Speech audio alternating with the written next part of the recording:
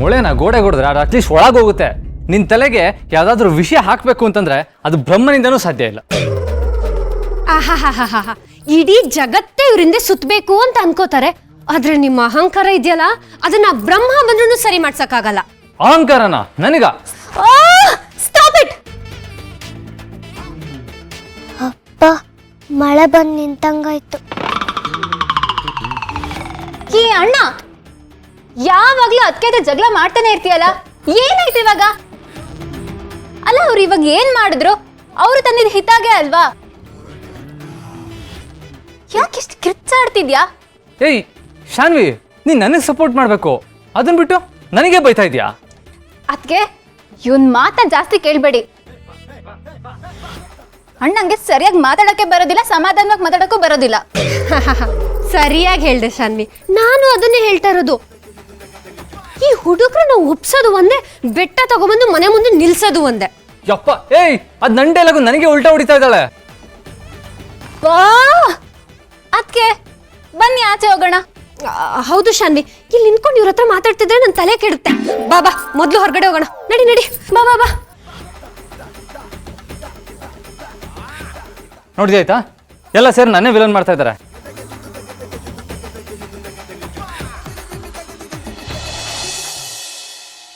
ಹೌದು ಪುರೋಹಿತ್ರೆ, ತಿಥಿ ಕಾರ್ಯದ ಎಲ್ಲ ವ್ಯವಸ್ಥೆಗಳನ್ನು ಸರಿಯಾಗಿ ಮಾಡ್ಕೊಳ್ಳಿ. ಯಾವುದೇ ಲೋಪದೋಷಗಳು ಆಗಬಾರ್ದು. ಎಲ್ಲ ಶಾಸ್ತ್ರಗಳು ಸಾಂಗವಾಗಿ ನಡಿಬೇಕು. ಆಯ್ತಾಯ್ತು, ಸರಿ, ನಮಸ್ಕಾರ. ಮಾಳವಿಕಾ, ಏನದು? ಯಾರ ಹತ್ರ ಮಾತಾಡ್ತಾ ಇದ್ದಿ? ಯಾವ ಕಾರ್ಯದ ಬಗ್ಗೆ ವ್ಯವಸ್ಥೆ ಮಾಡೋದಕ್ಕೆ ಹೇಳ್ತಾ ಇದೆಯಾ? ಅದು ನಮ್ಮ ದಾಕ್ಷಾಯಿಣಿ ಅಕ್ಕಂದು ತಿಥಿ ಕಾರ್ಯ. ಈ ವರ್ಷ ನಾವು ಈ ಕಾರ್ಯನ ಮಾಡಲೇಬೇಕು. ಅದಕ್ಕೆ ಪುರೋಹಿತರಿಗೆ ಫೋನ್ ಮಾಡಿ ಅದಕ್ಕೆ ಬೇಕಾದ ವ್ಯವಸ್ಥೆಗಳನ್ನೆಲ್ಲ ಮಾಡ್ಕೊಳ್ಳಿ ಅಂತ ಹೇಳ್ತಿದ್ದೆ. ಮಾಳವಿಕಾ, ನಾನು ನಿನಗೆ ಮೊದಲೇ ಹೇಳಿದ್ದೆ ತಾನೆ, ಈ ವಿಷಯದಲ್ಲಿ ನನಗೆ ಆಸಕ್ತಿ ಇಲ್ಲ ಅಂತ.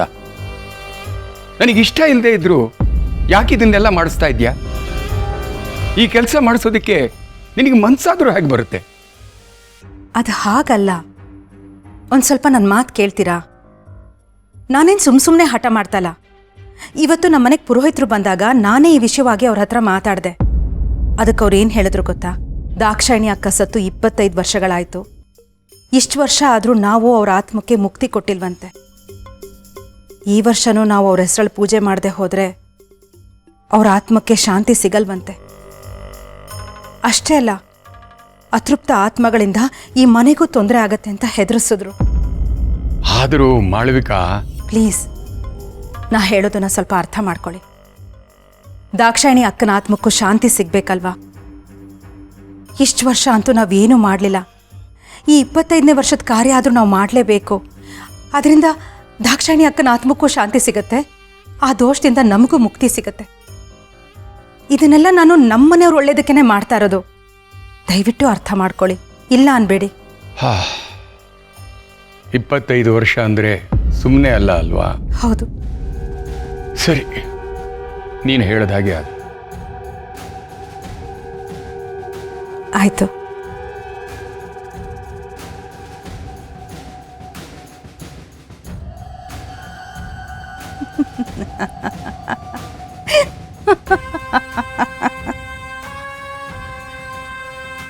ಮೂರ್ಖ ಮೂರ್ಖ, ಎಂಥ ಮೂರ್ಖ ಜಗನ್ನಾಥ್ ನೀನು. ಪ್ರೀತಿ, ಆತ್ಮದ ಶಾಂತಿ ಅಂತ ಹೀಗೆಲ್ಲ ಎಮೋಷನಲ್ ಆಗಿ ಒಂದೇ ಒಂದು ಮಾತು ಹೇಳಿದ್ದಕ್ಕೆ ಹೇಗೆ ಒಪ್ಕೊಂಡೆ ನೋಡು. ಈ ತಿಥಿ ಕಾರ್ಯ ಏನಾದರೂ ಮುಗಿದು ಆ ಕಪ್ಪು ದಾರ ನಿನ್ನ ಮೈಗೆ ತಾಕ್ತು ಅಂದರೆ ಆಮೇಲೆ ನೀನು ಪೂರ್ತಿಯಾಗಿ ನನ್ನ ಹಿಡಿತಕ್ಕೆ ಬರ್ತೀಯ, ನನ್ನ ಕೈಗೊಂಬೆ ಆಗ್ತೀಯ. ಆ ಶಂಭುವಿನ ರಕ್ಷಣಾ ಕವಚ ಕೂಡ ನಿನ್ನನ್ನು ಕಾಪಾಡೋದಕ್ಕಾಗೋದಿಲ್ಲ. ಆಮೇಲೆ ನೀನು ಈ ಜನ್ಮದಲ್ಲಿ ಆ ದಾಕ್ಷಾಯಿಣಿ ಹೆಸರು ಎತ್ತಲ್ಲ. ಅಷ್ಟೇ ಅಲ್ಲ, ಈ ಮನೆಯಲ್ಲಿ ಯಾರೂ ಅವಳ ಬಗ್ಗೆ ಮಾತಾಡೋ ಧೈರ್ಯ ಕೂಡ ಮಾಡದ ಹಾಗೆ ನಾನು ಎಲ್ಲರೂ ಬಾಯು ಮುಚ್ಚಿಸ್ತೇನೆ.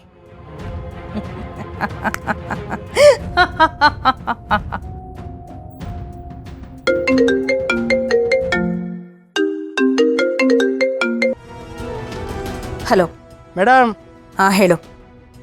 ನಾ ಹೇಳಿದ ಕೆಲಸ ಎಲ್ಲ ಮುಗೀತಾ? ಕೆಲಸ ಸಕ್ಸಸ್ ಮೇಡಮ್. ನೀವು ಕಳಿಸಿದ್ರಲ್ಲ ಫೋಟೋ, ಆ ಹೆಂಗ್ಸೀಗ ನನ್ನ ಹತ್ರ ಅವಳೆ ಮೇಡಮ್. ಎಲ್ಲಿ ಕರ್ಕೊಂಬರ್ಬೇಕು ಹೇಳಿ madam. Really? Really very good. ತುಂಬ ದೊಡ್ಡ ಕೆಲಸನೇ ಮಾಡಿದ್ಯಾ. ಯಾರಿಗೂ ಗೊತ್ತಾಗ್ದ ಹಾಗೆ ಹಳೆ ಸೀಕ್ರೆಟ್ ಜಾಗಕ್ಕೆ ಕರ್ಕೊಂಡು ಹೋಗು. ನಾನೀಗಲೇ ಹೊರಟು ಬರ್ತೀನಿ. ಹುಷಾರು. ಸರಿ ಮೇಡಮ್.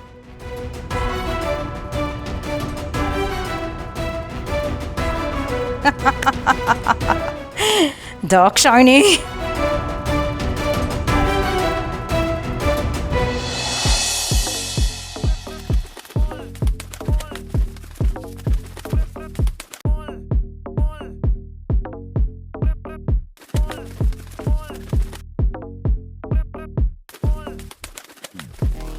ಅಲ್ಲ ಅಪ್ಪ, ನಿಂಗೇನಾಗಿದೆ? ದಿನ ಬೆಳಗ್ಗೆ ಎದ್ದು ದುರ್ಗಾ ಜೊತೆ ಜಗಳ ಮಾಡ್ಲೇಬೇಕು ಅಂತ ವ್ರತ ಮಾಡಿದ್ಯಾ? ನೀನ್ ಇವತ್ತು ಅವಳ ಜೊತೆ ಹಾಗೆ ನಡ್ಕೋಬಾರ್ದಿತ್ತು. ಅಲ್ಲ ಆಯ್ತಾ, ಅದು ನಾನು ಬೇಕಂತ ಏನು ಮಾಡಿ. ಸಾಕು ನಿಲ್ಸಿ ಬಾಸು. ಮಾಡ್ಬಿಟ್ರೆ ಸೀರಿಯಸ್ ರಿಯಾಕ್ಷನ್ ತರ ಡಂಗ್ ಡಂಗ್ ಡಂಗ್ ಅಂತ ಮೂರ್ ಸಬೂಬು ಹೇಳ್ತೀರಾ. ಅವಳು ಪಾಪ ಅಷ್ಟು ಒಳ್ಳೆ ಹುಡುಗಿ. ಅವಳನ್ನ ರೇಗಿಸಿ ಕೋಪ ಬರ್ಸಿ ಈಗ ಅವಳನ್ನ ಮನೆ ಬಿಟ್ಟು ಹೋಗೋ ತರ ಮಾಡಿದಿರಲ್ಲ. ನಿಮ್ಗೆ ಬುದ್ಧಿ ಇದೆಯಾ ಬಾಸು? ಹೌದು ಹಿತಾ, ಮಣಿ ಹೇಳ್ತಿರೋದು 100ಕ್ಕೆ 100 ನಿಜ. ಎಲ್ಲನೂ ಈ ಷರತ್ತೆ ತಪ್ಪು. ಇವರು ಬೇಕು ಅಂತ ನನ್ನ ತಂಗಿ ಹತ್ರ ಹೋಗಿ ಸಣ್ಣ ಪುಟ್ಟ ವಿಷಯಕ್ಕೂ ಕಿರಿಕಿರಿ ಮಾಡಿ ಅವಳಿಗೆ ಕೋಪ ಬರೆಸ್ತಾರೆ. ಅದಕ್ಕೆ ಇವ್ರ ಕಾಟನ ತಡ್ಕೊಳಕ್ಕಾಗದೆ ಕೋಪ ಮಾಡ್ಕೊಂಡು ಮನೆಯಿಂದ ಆಚೆ ಹೋಗಿರ್ತಾಳೆ. ಅಲ್ಲ, ಅವಳೇ ನನ್ನ ಜೊತೆ ರೂಢಾಗಿ ಮಾತಾಡಿದ್ದು. ಸುಳ್ಳು ಹೇಳ್ಬೇಡಿ ಪಪ್ಪ. ನೀವೇ ದುರ್ಗಾಗೆ ಬುದ್ಧಿ ಇಲ್ಲ ಅಂತ ಜಗಳ ಸ್ಟಾರ್ಟ್ ಮಾಡಿದ್ರಿ. ದುರ್ಗಾ ಎಷ್ಟು ಸ್ವೀಟ್ ಗರ್ಲು. ಅವಳು ಹೇಳೋದನ್ನು ಕೇಳಲ್ಲ, ಆಮೇಲೆ ಅವಳನ್ನ ಬೈದ್ಬಿಡೋದು. ಕಂದ, ಇವಾಗ ನೀನು ನನ್ನ ಸೈಡಾ ಅವಳ ಸೈಡಾ?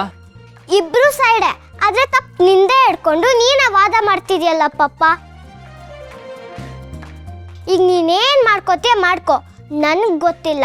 ನೀನು ದುರ್ಗನ ಒಪ್ಸಿ ಮನೆ ಕರ್ಕೊಂಡು ಬರಲೇಬೇಕು, ಇಲ್ಲಾಂದ್ರೆ ನಾನು ಊಟ ಮಾಡಲ್ಲ. ನೀನೇ ಶಿಕ್ಷೆ ಕೊಡ್ಕೋತೀಯಾ? ಮಣಿ ಹೇಳ್ತಿರೋದು ಕರೆಕ್ಟು. ನೀನು ಅಪ್ಪಂಗೆ ಶಿಕ್ಷೆ ಕೊಡು. ಓ ಅಲ್ವಾ? ಹಾಗಾದ್ರೆ ಅಪ್ಪಂಗೆ ಊಟ ಇಲ್ಲ. ಸರಿ ಸರಿ ಆಯಿತು. ಅವಳು ಇಷ್ಟೋ ತನಕ ಮಾತಾಡಿ ಮಾತಾಡಿ ನನ್ನ ಕಿವಿ ಕಿತ್ತೋಗೋ ಥರ ಮಾಡಿದ್ಲು. ನೀವಿಬ್ಬರು ಸೇರಿ ಅದನ್ನ ಕೈ ಕೊಟ್ಬಿಡ್ಬೇಡಿ. ಸರಿ, ನಂದೇ ತಪ್ಪು.